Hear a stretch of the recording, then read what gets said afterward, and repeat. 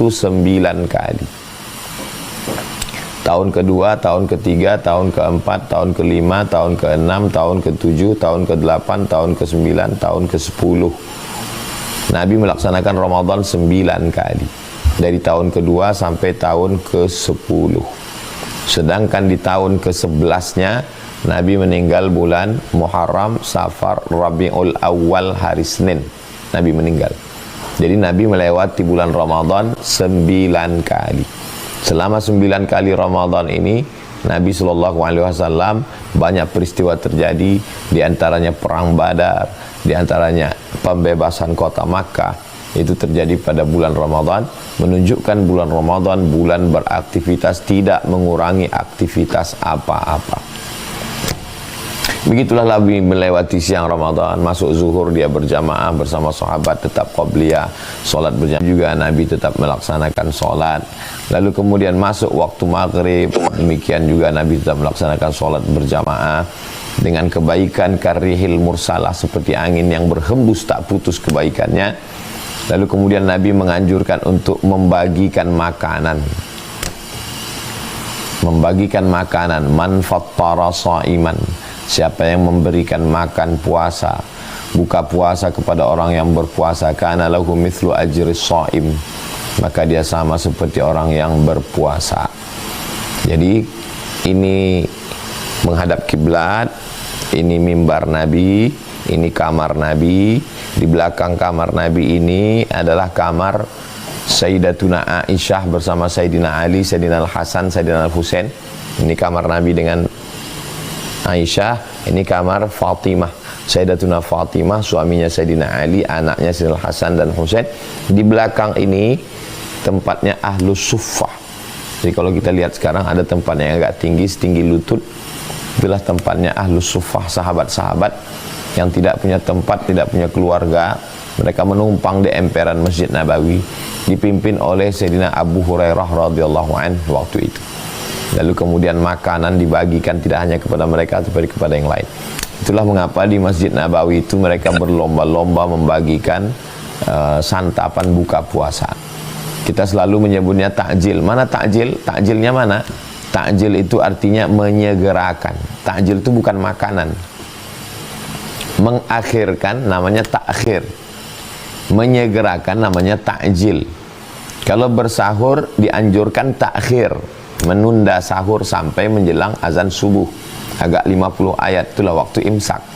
Sedangkan untuk berbuka dianjurkan takjil, menyegerakan. Menyegerakan berbuka maksudnya ketika azan maghrib berkumandang jangan tahan, langsung berbuka. Dan Nabi langsung berbuka. Di antara doanya adalah sekarang banyak berkonflik antara doa. Dua-dua riwayat ini ada. Yang pertama, Allahumma laka sumtu wa bika amantu wa ala rizkika aftartu. Yang satu lagi, dhahabat zama'u wa batallatil uruqu wa thabatal ajru. Allahumma laka sumtu, bagimu puasaku, wa bika amantu, aku beriman kepada engkau, wa ala rizkika aftartu, dengan rezeki engkau aku berbuka. Doa satu lagi, dhahabaz zama'u, haus sudah hilang, wa batallatil uruqu, urat-urat sudah basah, wa thabatal ajru, balasan sudah ditetapkan insyaallah. Ya gulam, wahai anak kecil, kalau engkau makan, kul mimma yalik, makan apa yang ada di dekatmu, sammillah, sebut nama Allah, bismillah. Allahumma barik lana fima razaqtana wa qina adzabannar. Ketiga-tiga riwayat ini dhaif. Allahumma barik lana dhaif, Allahumma laka sumtu dhaif, dhahabaz zama'u wa batallatil uruq wa thabatal ajru fun dhaif. Jadi kalau ada orang mengatakan jangan pakai Allahumma laka sumtu, pakai dhahabaz zama'u pun dhaif. Ajma'al ulama ala jawazil amal bil hadis dhaif. Kata Imam Nawawi, ulama sepakat boleh beramal dengan hadis dhaif. Jadi tak usah permasalahkan tentang doa baca berbuka puasa. Yang penting berpuasa dan berbuka puasa. Orang yang terlalu mengheboh-hebohkan masalah kecil sepele, berarti dia tidak memahami substansi daripada ibadah. Itu adalah bagaimana kita berzikir mengingat Allah, menyebut nama Allah. Dan Nabi itu berbuka dulu baru sholat. Jadi kalau ada orang langsung sholat, puasanya sah, tapi tidak mengikuti sunnah. Maka berbuka dulu, Nabi berbuka dengan yang manis, kurma. Dan kurmanya itu ganjil, 1, 3, 5. Lalu kemudian meneguk air minum. Lalu kemudian setelah itu sholat maghrib. Setelah sholat maghrib, ba'diyah maghrib, barulah Nabi berbuka dengan tidak banyak makan, karena Nabi itu makannya cukup untuk menegakkan tulang belakang, liyuqima sulbahu. Setelah itu Nabi sholat isya. Setelah sholat isya, lalu Nabi kemudian sholat. Ada riwayat menyebut Nabi 3 kali sholat keluar. Nabi datang, ini Nabi biasanya sholat sunat di kamarnya, tapi kali ini Nabi sholat sunat di Masjid Nabawi. Nabi sholat di Masjid Nabawi, jamaah ramai ikut di belakang. Nabi sholat malam yang kedua, jamaah ramai lagi ikut di belakang. Pada malam yang ketiga, jamaah ramai, Nabi tidak keluar, Nabi tidak muncul, dan sahabat tidak ada yang mengetuk pintu. Karena ini bukan sholat fardu, sholat wajib. Bilal tidak ngetuk pintu, ya Rasulullah, mana Nabi kok enggak ada? Enggak. Mereka adab, mereka mengedepankan adab. Al-adab fauqal ilmi, adab lebih tinggi daripada ilmu. Mereka diam, menunggu Nabi tak keluar. Besoknya baru Nabi keluar. Apa kata Nabi?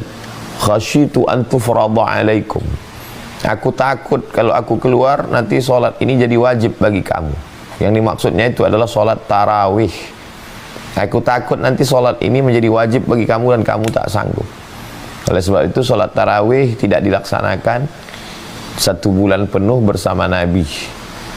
Tapi jangan gara-gara ini lalu nanti jamaah dan di malam tidak sholat tarawih. Itu zaman Nabi masih belum fix syariat, dikhawatirkan menjadi wajib. Lalu kemudian pada masa pemerintahan Abu Bakar Siddiq, sholat tarawih setumpuk di sana, setumpuk di sana, ada yang di rumah.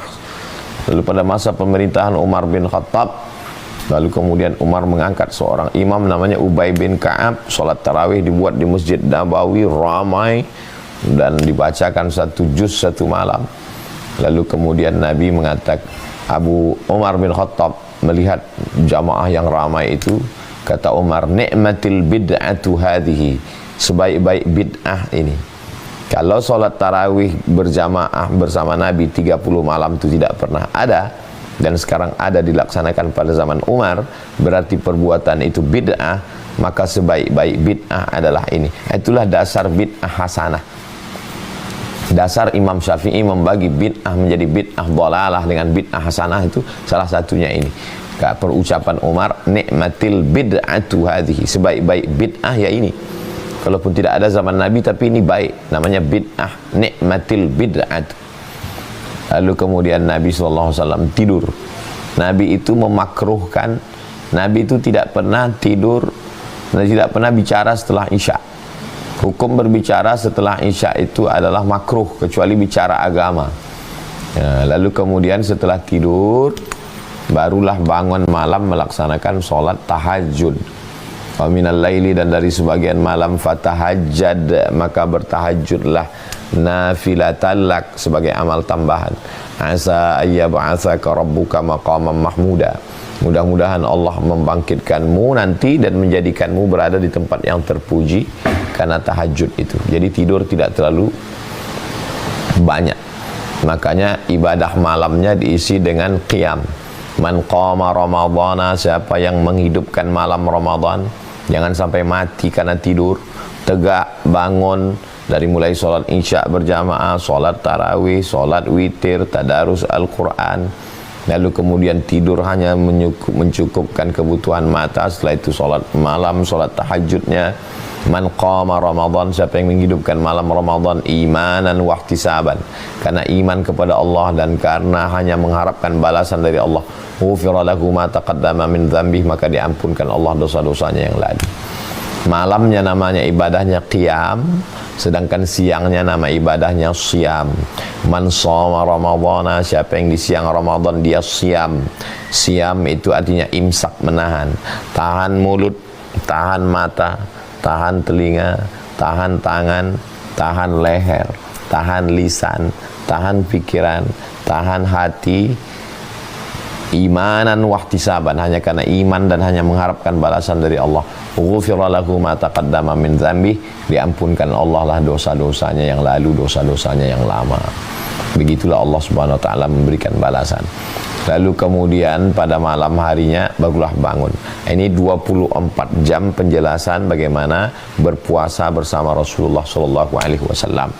Adapun mudarasah membaca Al-Qur'an, maka Nabi biasanya mengkhatamkan Al-Quran dalam satu Ramadan satu kali,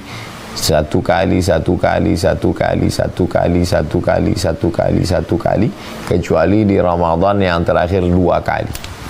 Maka Nabi mengatakan ini Jibril datang 2 kali. Ya, itu salah satu juga tanda terakhir, karena 2 kali berarti ada spesial. Jadi udah ada beberapa tanda sebetulnya kalau dilihat dari Ramadannya 2 kali menghatamkan bersama Jibril. Lalu kemudian setelah Ramadan, Syawal, Zulqa'dah, Zulhijjahnya Nabi menyembelih 63 ekor waktu haji. Jadi udah ada, kalau direnung-renungkan udah ada tanda-tandanya Nabi ini akan meninggal. Kenapa 63? Rupanya meninggal usianya 63. Kemudian i'tikafnya itu juga beda. Nabi biasanya i'tikafnya pada Ramadan yang pertama 10 malam, 10 malam, 10 malam, 10 malam, 10 malam, 10 malam, 10 malam, 10 malam. Tapi pada Ramadan yang terakhir 20 malam. I'takafa Rasulullah sallallahu alaihi wasallam, Nabi beriktikaf. Nabi itu memulai i'tikafnya pada malam ke-21. Ramadan 20, kalau petang ini Ramadan 20, maka pada petang Ramadan 20 nanti azan maghrib itu sudah masuk, terhitung 21. Nabi pun masuk ke dalam Masjid Nabawi. Ini kamar Nabi. Di situ ada tiang. Nama tiangnya itu Ustuwanatul Sarir. Sarir artinya tempat tidur. Karena di bawah tiang itu ada tempat tidur di bawah. Tempat tidur Nabi Muhammad SAW ketika beriktikaf. Jadi beliau tidak tidur di kamarnya. Ini kamarnya, ini dinding, di bawah tiang itu ada tempat tidur Nabi. Nabi tidak keluar. Dia keluar hanya ke toilet, buang air besar, buang air kecil, mandi, lalu kemudian berganti pakaian. Pakaian pun berganti pakaian. Adapun yang beliau beriktikaf di dalam masjid. I'takafa Rasulullah SAW fil ashril awakhir min Ramadan.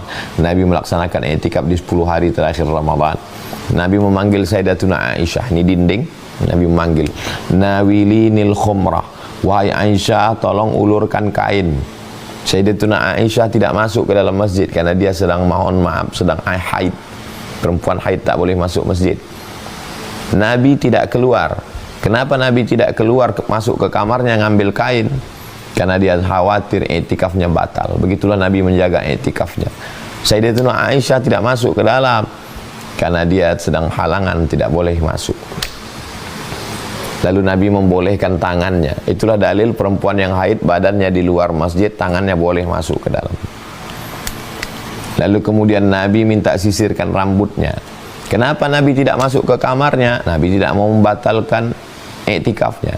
Kenapa Sayyidatuna Aisyah tidak masuk ke dalam masjid? Karena Sayyidatuna Aisyah sedang berhalangan. Kenapa Nabi tidak mengambil sisir? Itu dia sisir sendiri di dalam. Nabi juga orang yang romantis. Nabi ingin rambutnya disisirkan oleh Sayyidatuna Aisyah. Itulah yang dibuat orang dalam lagu. Nah, menyisir rambutnya. Sayyidatuna Aisyah menyisir rambut Nabi SAW.